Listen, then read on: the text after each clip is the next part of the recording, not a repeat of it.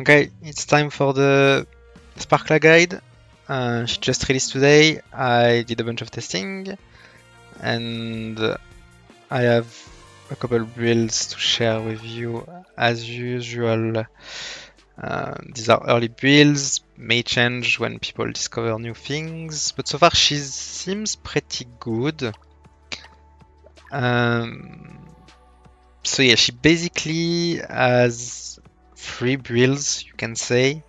She has the build where she basically replaces Gerie, which is the Terra Mark build. And you just play for her mark activation. This record is pretty good, but I think Sparkla is worse than Gerie at that job.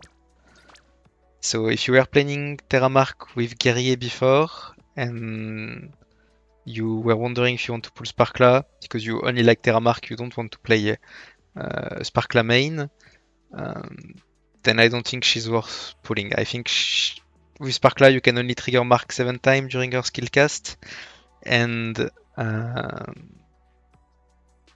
Gerie you can trigger it. You can trigger the Mark 8 times. So yeah, that was the new Terra Mark preset I made. I will share all presets and stuff in the description as usual. And probably make build images as well for people that don't have access to the game. But yeah.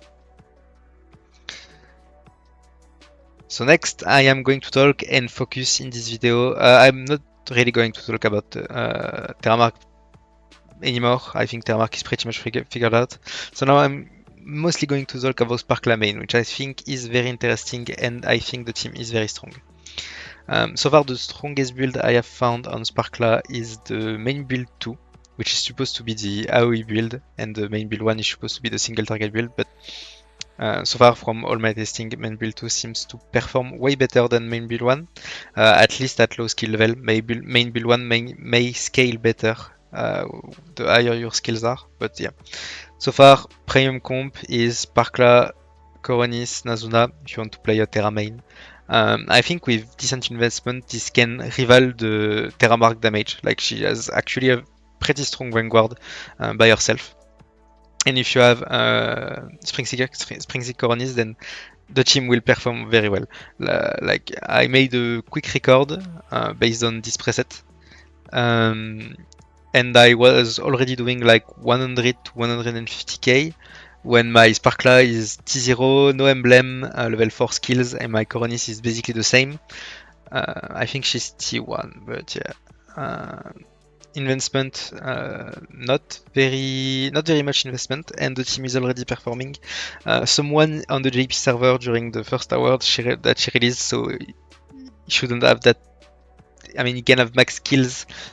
He can have max disc, max T5, but he probably won't have max emblems, and emblems can basically double your damage.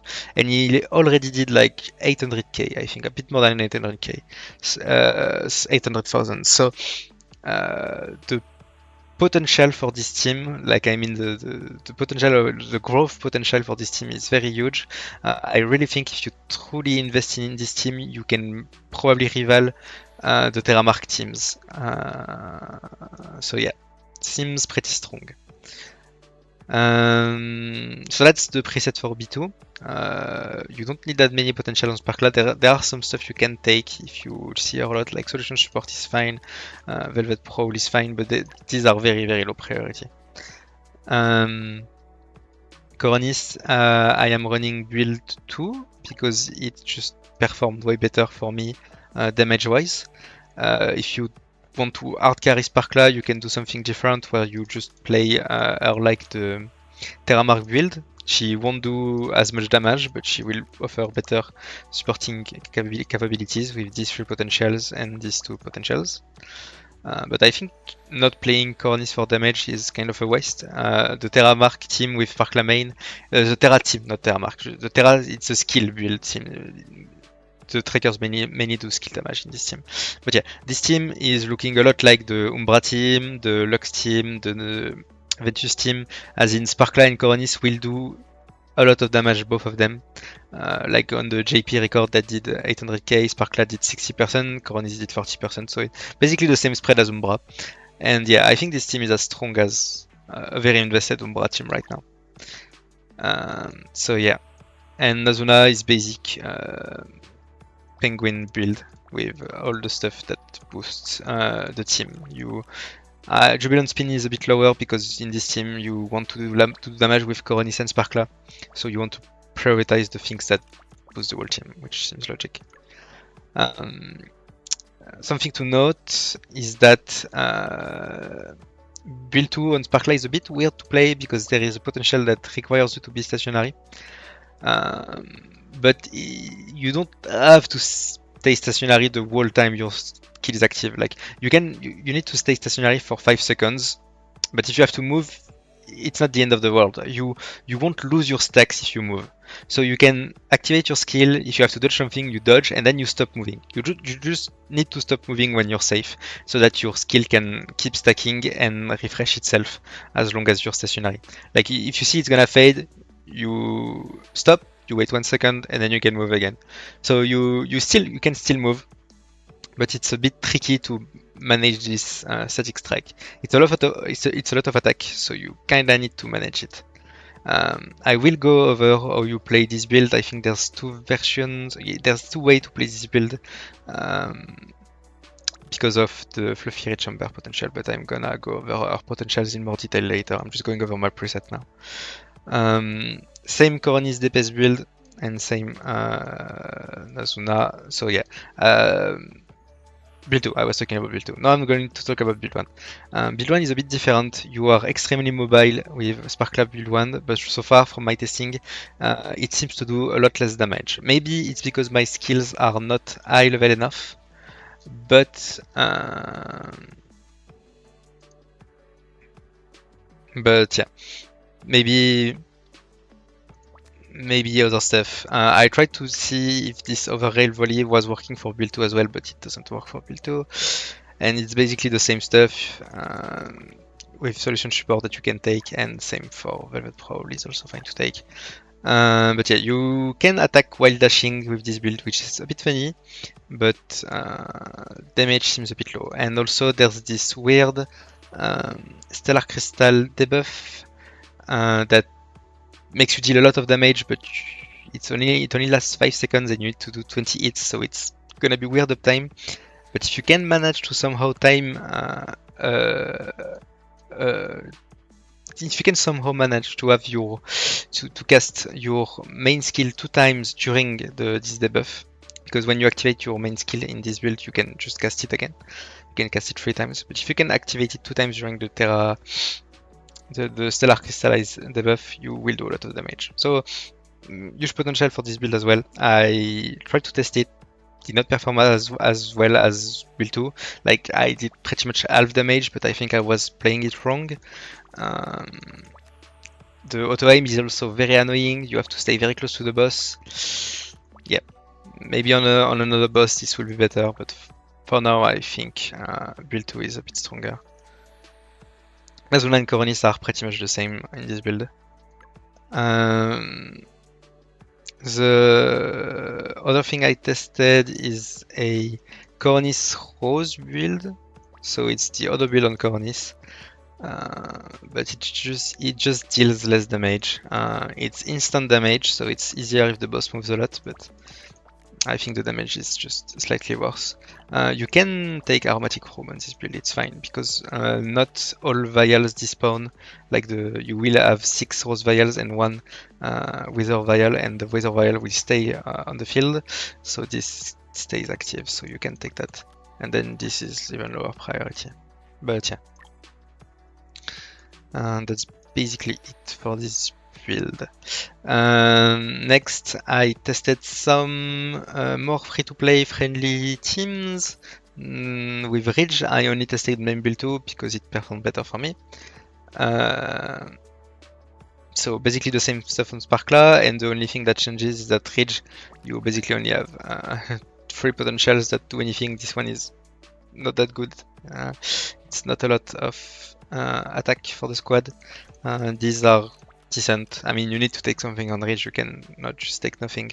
Why Ridge? It's because Sparkla's potentials require a full Terra team to have like 91% skill damage there, so that's pretty important that you run full Terra if you want to benefit from that. But I also tried Tilia, which is not a Terra tracker, but she provides 20% skill damage taken and something like 200% attack. So maybe that was better than 91% skill damage. You are giving up the 91% skill damage there. And when I tested them, they seem to perform pretty similarly. I think my Rage record is a bit worse than my Tilia record. But the record I made from this preset, I mean. But they seem to perform equally, so maybe Rage is a bit better than Tilia, and that would mean you could use Tilia in another team, so maybe that's better.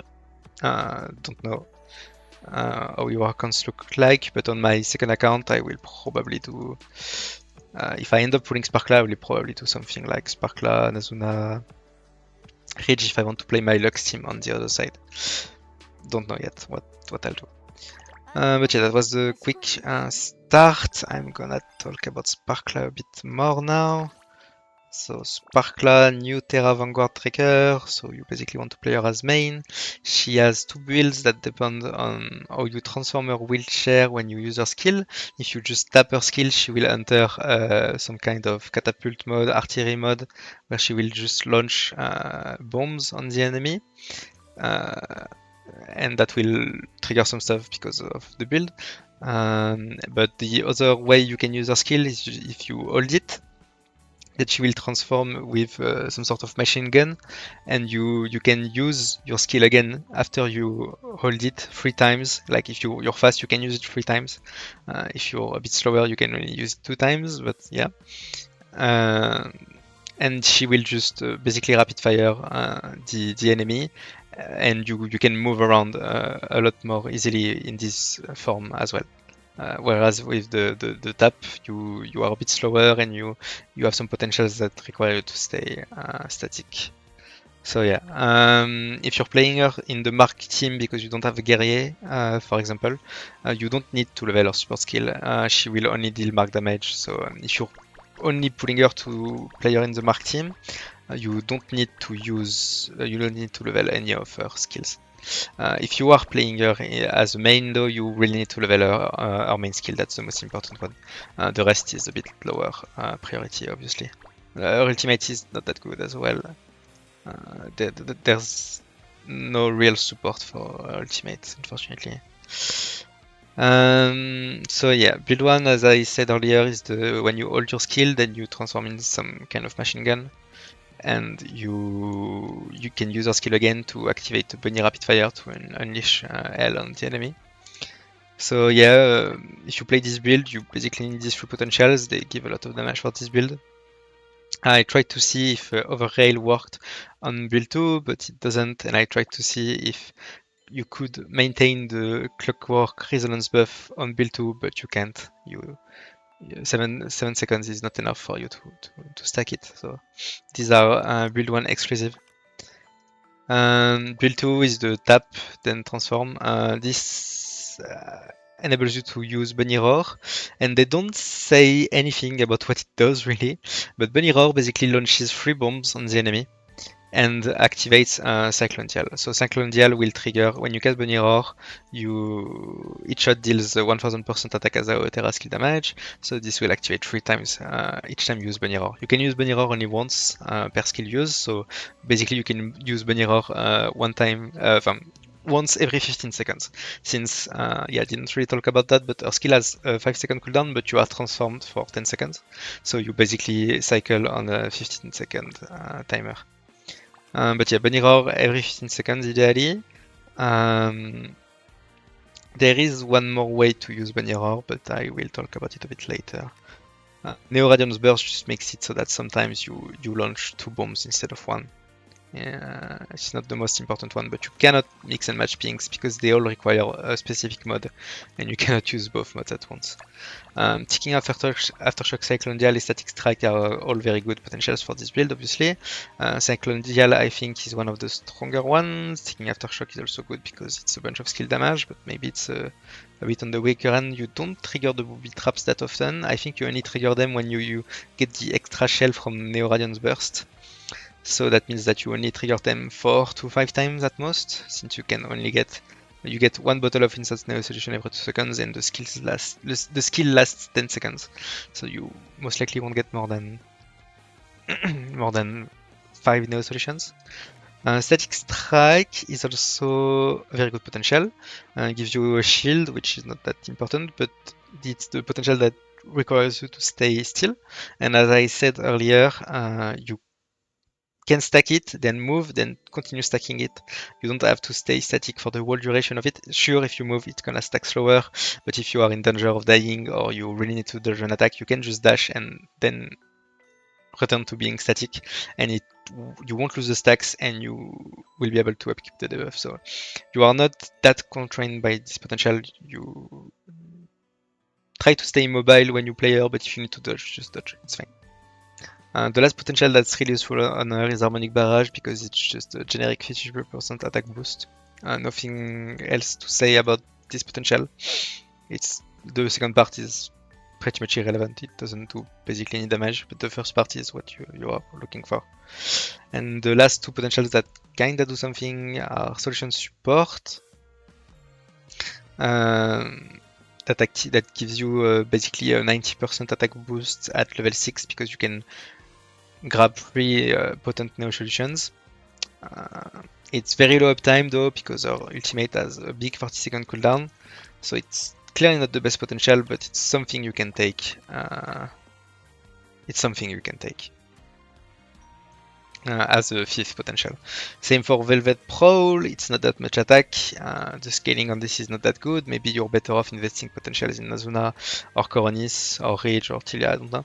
But if Sparkla keeps showing up and this is there, you can just take it. It's an okay damage boost, and it lasts 6 seconds, so dodging every 6 seconds is really, really reasonable.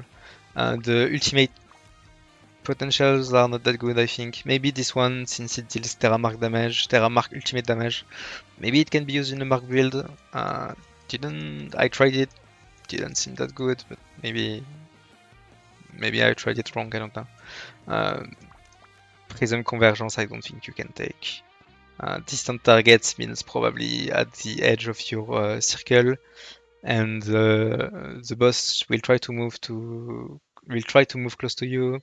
If he spawn ads, you will auto-target the ads and not the boss.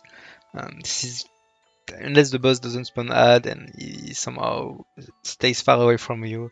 Maybe this is good, but in the current boss blitz season, this is definitely something you can't take. Both builds, and I mean that with both builds. It's a bit harder to aim with this build when there's a lot of ads. This build you just need to stay close to the boss and you should hit the boss, but since it's pretty much auto, this one you kinda have to be careful about your positioning a bit more. But this boss spawns a lot of ads and you can't really use that. Yeah, I think that's basically it. Our ultimate is a 2-parter like Firefly, and it's a bit long. But if you want to use it without losing up time on your skill, basically as soon as your skill ends, you can use your ultimate. She will sleep a bit, but I think it's maybe 6 or 7 seconds long, so you shouldn't lose that much of time. And if you have solution support, then for the next cycle of your skill, it will have a decent boost. So it's decent. It's decent to use your you can use your ultimate if you have solution support. If you don't, I wouldn't bother. It's a bit too long. And since she's actually sleeping during her ultimate, she doesn't do anything. She cancels her skill, she doesn't auto-attack, she doesn't do anything. So it's not like Firenze where you can just keep high risk up and basically lose no damage during the ultimate. It's not like Fuika, which is a shit ton of damage with her ultimate. It's not like Shia, which can summon her drones before ultimate to keep dealing damage. as soon as you press the ultimate on this character, she stops everything she's doing. So, and the ultimate is very long. Wouldn't recommend using it unless you are running solution support. So yeah. I'm gonna talk a bit about, I say I wouldn't really talk about it, but I can explain why you build her like this for the Mark build. So if you're playing her in the Mark team, you kinda need to take everything that boosts her damage that is kinda generic. So for example, Bunny Blitz, we just give her 80% attack, which is the same as Gerie's Twilight Hunt. It's basically the same amount.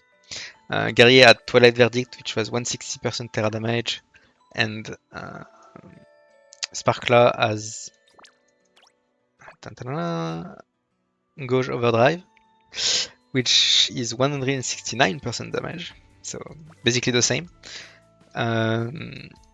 You never take max overclock on this. She has Artisan's Pride, which is 60% damage, which is the same as this potential on Guerrier, which is also 60% attack. So she basically has the same buffs as Gerie. This is a bit of Terra damage after ultimate, not that great uptime, but still fine to take. Solution support is there again. The ultimate Mark damage, which I think is a bait. So Mark team, you just want Bunny Blaze, Gauge Overdrive, Artisan Sprite, maybe Prodigious. Rest is worthless. You just play support build 1 because support build 2 doesn't bring anything. Yeah, that's basically it for the Mark build. Emblems, if you're playing with the Mark build, you want Mark damage on all 3 of your emblems. You can get Mark damage on all 3 emblems, it's very important. It's the most important role on every emblem if you are playing her for the Mark damage team. If you're playing her with a more in a more traditional team, so as Sparkla main in the skill team, then pen, crit, classic rolls, skill damage is also fine. You don't really want charge efficiency, you don't really care about ultimate. So yeah, pen, crit, skill damage, are all decent, Terra damage, also fine. On this emblem, you want main skill plus 3, really important. Pen, crit, same. Skill damage, Terra damage, same stuff. This emblem is the potentials emblem, so you cannot get pen crit, you cannot get skill levels, you can get potential levels. So you want to ideally get 1 or 2 potentials that with a plus 3 on them. Then you can get skill damage, Terra damage, it's also fine. But yeah, I think our best potentials to get levels in them are Static Strike, Cyclone Dial, King Aftershock should be good as well. Harmonic Barrage I think is the lowest priority. I think the best ones are these 2. Then Ticking Aftershock, then Harmonic Barrage. Why Ticking Aftershock is a bit lower, you may say, because it provides a bit of skill damage, but you already get a bunch of skill damage there. You get a bunch of skill damage from your discs and Coronis and Nazuna, so maybe it's not as important. Coronis doesn't give you skill damage. Yeah, I'm mistaken there, but yeah. I don't think Nazuna gives you. I think maybe these 3 are all good to get. I think they should be pretty much the same damage-wise. The rest I wouldn't really recommend. Harmonic Barrage is fine also. Yeah. Talents, generic talents, pretty much the same as Garry's talents. They are a bit better for the skill build, but it's basically just attack, Terra damage taken, skill damage. If you want talents, you can. If you really want like her and want talents, then what's a good stopping point? If you're playing her for Terra Mark, then maybe T1 is a good stopping point. Otherwise, maybe try to get up to at least T3 because T2 does nothing for the Terra Mark. If you're playing her as skill damage, then maybe stopping at T2 is fine. T3 is also good, and then 4-5 is kind of wild territory. So if you're going there, then you probably know what you're doing. Discs.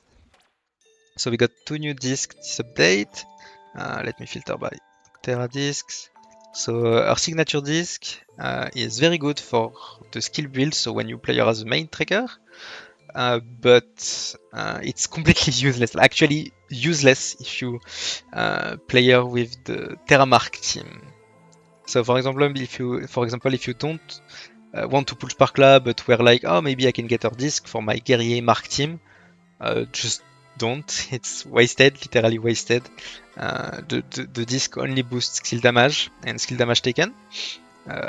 It boosts the squad terra damage a bit. I guess this is not useless, but this is a very small amount of terra damage, and this is ultimate damage. So this is useless for the Mark build, very strong for the skill build.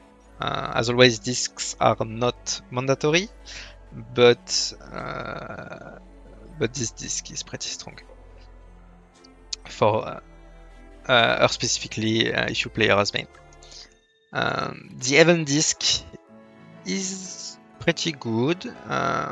It's a bit more generic than our signature disc is really centered around skill damage.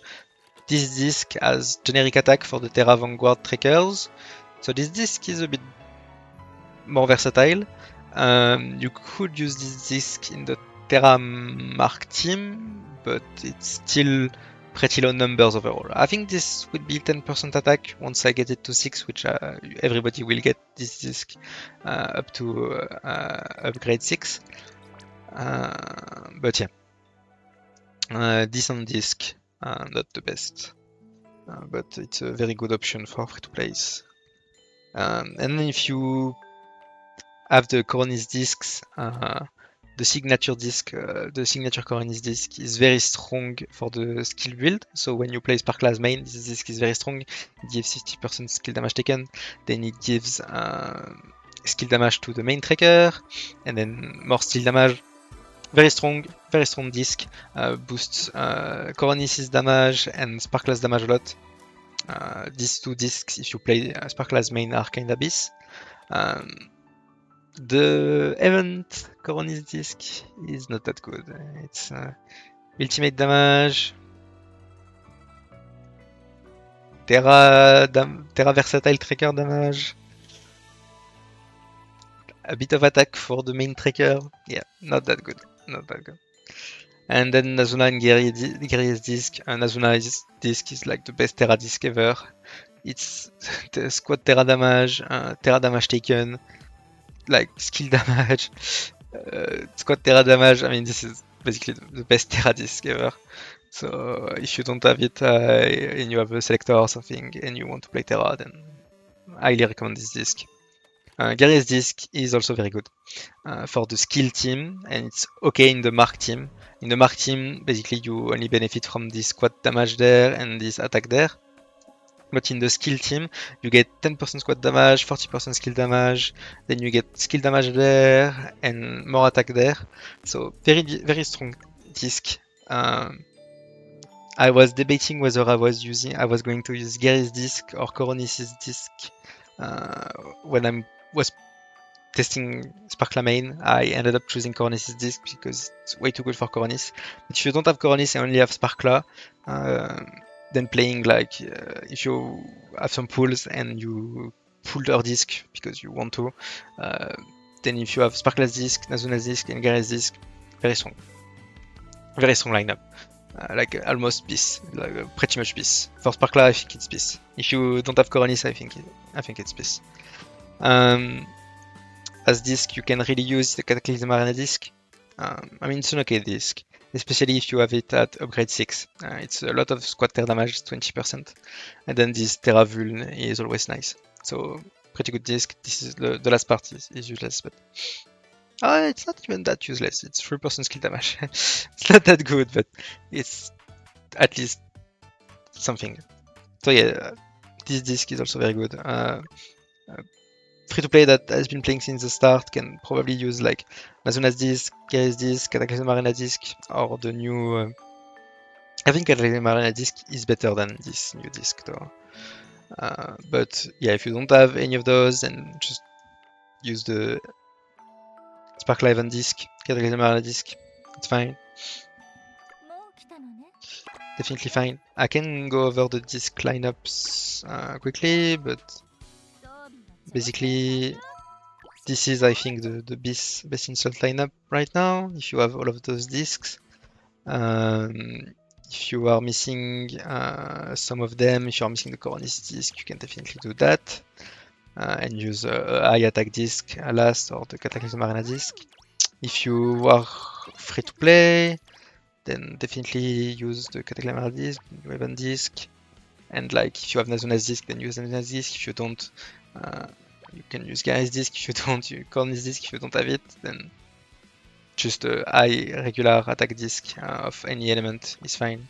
Like this. High attack, base attack, important.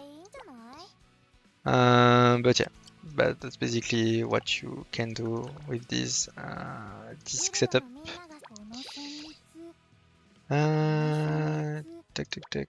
Maybe I should use this disc instead of Gary's disc because it's gonna be easier to uncap, but yeah. That's just for me to choose later. And yeah, I went over Emblems, I went over Sparkla, didn't do a showcase. But basically, I'm going to show you kinda how I play my teams and stuff. I'm going to show you the Mark build first. So Mark build, you basically play like Gerie, except that you need to stay very close to the boss with Nazuna, because otherwise the auto aim from Sparkla will have some troubles. Will definitely have some troubles. I don't have any emblems on. Let me restart. I didn't notice he was just going to run away and not come back. But I don't have any emblems on Sparkla right now. That's why the Terra Mark team is very weak. The Terra Mark team really needs those mark damage emblems to kind of function. If you don't have them, it's going to be pretty bad. I mean, I can show you quickly. I'm not gonna do full 3-minute showcases, but I will show you right after this how much my damage increased just by equipping a mark damage emblem. I'm getting like 20 million ticks, you can see when I proc the mark. Like, yeah, 20 million pretty much every time. You really need to hug the boss, otherwise your auto aim will go on the ads and you really don't want Sparkla to hit the ads. Okay, I'm basically gonna end at the 1 minute mark.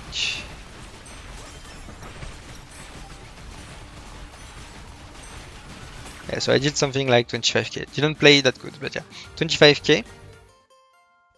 And if I equip a mark damage emblem, you will see that the damage goes kinda insane. And that's only one. Imagine if you have 3. You can see that I'm almost breaking the boss already.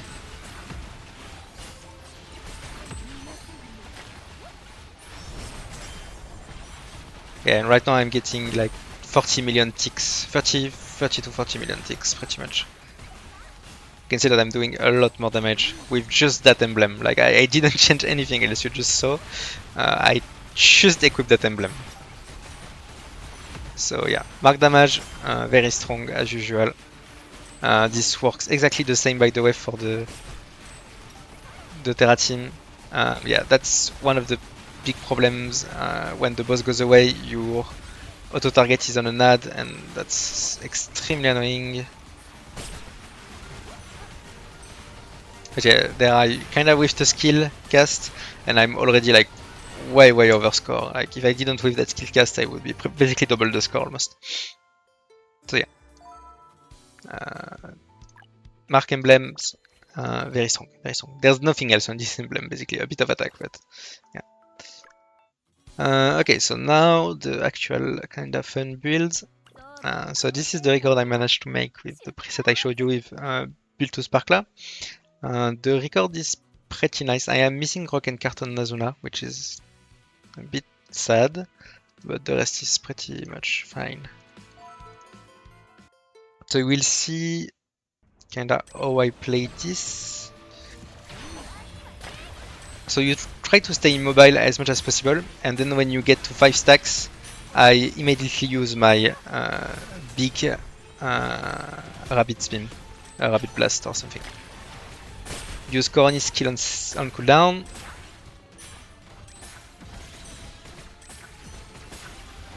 Boss gonna fly up, gonna use this when I reach 5 stacks. And you can see that the reactivation of your skill deals a very nice amount of damage.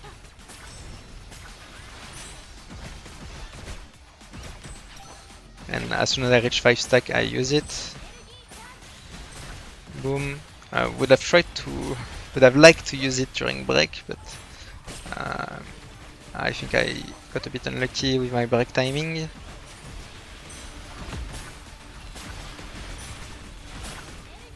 As soon as I reach 5 stacks, I use it, and you can see that I'm already up to 110k. Already past 1 minute mark, but you can see that this is pretty decent damage. I have my team is pretty. I mean, it's not that invested. I will show you my investment just after, but basically my Sparkla has no invest, no emblems, skills level 4, no talents, obviously, no emblems. So very minimal Sparkla, and I think she's already basically doing more damage than Coronis. My Coronis is not that invested as well. She's level 4 skill. She has emblems, but they basically don't do anything. Yeah, that one level in Herbal Tampering does something. And she's T1, she's a bit of Terra damage taken. My Nazuna is a bit stronger though. She has main skill level 8, ult level 7, some emblems. She don't do that much to be honest, but she is T5. So yeah, Nazuna is kinda a bit more invested. But yeah, you could see like basically I did 50k with this, which is basically on par with the Terra Mark with one emblem. This is the other build one for Sparkla. I'm gonna just show you kinda how it works. So you basically just hold your skill, and then as soon as you finish holding it, you can use it again up to 3 times. But you will notice that this build deals significantly less damage than the other build, and I'm not sure if it's because my skill level is low or it's because it's a bit undertuned. I don't know. This is supposed to be the actual single damage build, but yeah. There's also this weird debuff that happens. Yeah, when you have the debuff on, you still deal a good amount of damage. I mean, the build is a lot more mobile. I misclick. Instead of holding, I tapped, but you could see that I was doing a bit less damage than my build too. But it may be a bit easier to play for people that kinda like how it does. And last, it's only the rich build and Tilia build that I made, but it's basically just build 2. Like, there's nothing kinda crazy going on. So basically, it's the exact same gameplay as with the Coronis team that I showed you earlier, the first one. So yeah, I'm not gonna showcase them because there's nothing much happening. But if you want to know, these both did like 25k in 1 minute, so they seem pretty equivalent. Obviously worse than Coronis, but still pretty decent alternatives, I'd say, for free-to-plays. So yeah, I think that's it. This video is a bit longer, I yapped a bit more. But yeah, gonna try to use my new subtitle software to make nice subtitles as well. Thanks for watching.